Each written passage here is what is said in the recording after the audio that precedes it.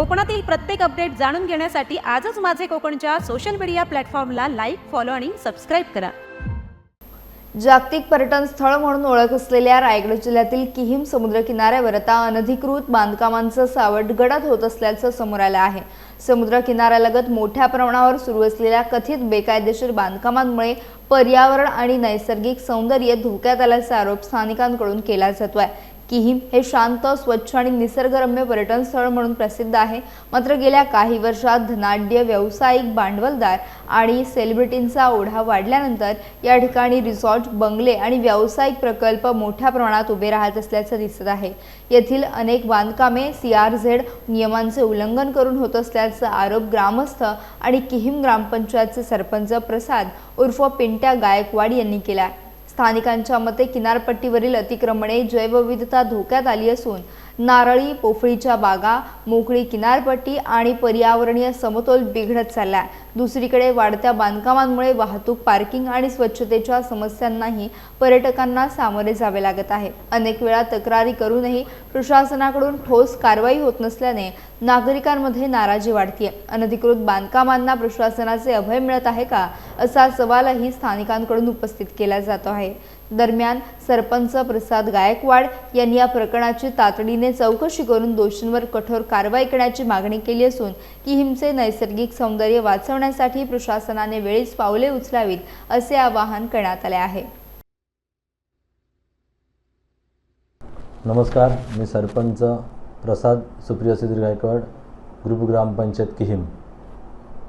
आपल्या किहिममध्ये तुम्ही बघतच असाल की किहिम हा जागतिक नकाशावरती असलेला समुद्र किनारा आहे। त्यानंतर पर्यटनाच्या दृष्टीनेही मिनी गोवा म्हणून प्रसिद्ध असलेला किहिम आहे। MTDCच्या माध्यमातून असून दे किंवा इतर याच्या माध्यमातून घरगुती पर्यटन आणि खाद्यसंस्कृतीच्या ह्याच्यात पण किहिम एक नंबरला आहे। पण आता समुद्र किनारा पाहता जर तुम्ही लक्षात आलं तर ही जी चित्र आहेत ती बरीचशी चित्र हे विचित्र होत चाललेली आहेत, कारण की CRZ कायद्याचं उल्लंघन होत असून अनेकशी अनधिकृत बांधकामे धनदांडग्यांनी करत घेतलेली आहेत। त्याच्यामुळे हा किनारा जो आहे, आपल्याला कोकणाचा किनारा जो लाभलेला आहे तो 720 किलोमीटरचा कोकणचा किनारपट्टा आहे। पण त्याच्या माध्यमातून कोकण किनारपट्टी ही आता धनदांडग्यांनी आपली वैयक्तिक मालकी करून त्याच्यामध्ये अनेक बांधकामे करत आहेत आणि गिळंकृत करण्याचाच मोठा सपाटा लावलेला आहे।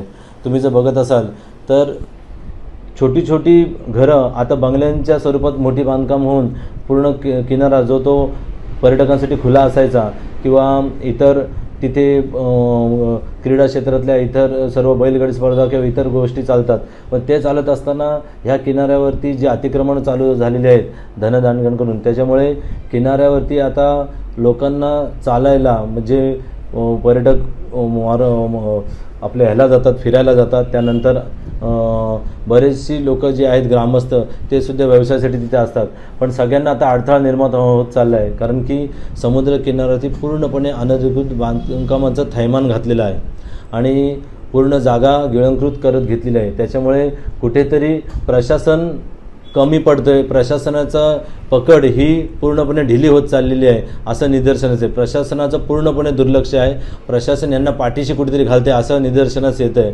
कारण की कोणत्या प्रकारची त्यांच्यावर कारवाई नाही। अनेक वेळोवेळी आम्हाला पूर्णपणे खेटा मारायला लागत आहेत, पण कोणत्या प्रकारची कारवाई त्यांच्यावर केली जात नाही। तर शासनाला माझी विनंती असेल की लवकरात लवकर आपण या सर्व जागेची मोजणी करून जी सर्व अनधिकृत बांधकामे ती हटवावी आणि पूर्णपणे आमच्या किहिम समुद्राला मोकळा श्वास मिळावा, त्यासाठी आम्ही पूर्णपणे प्रयत्न करत राहू आणि पाठपुरावा करत राहू, पण आपण त्याच्यावरती कारवाई करावी ही माझी पूर्णपणे विनंती असेल प्रशासनाला।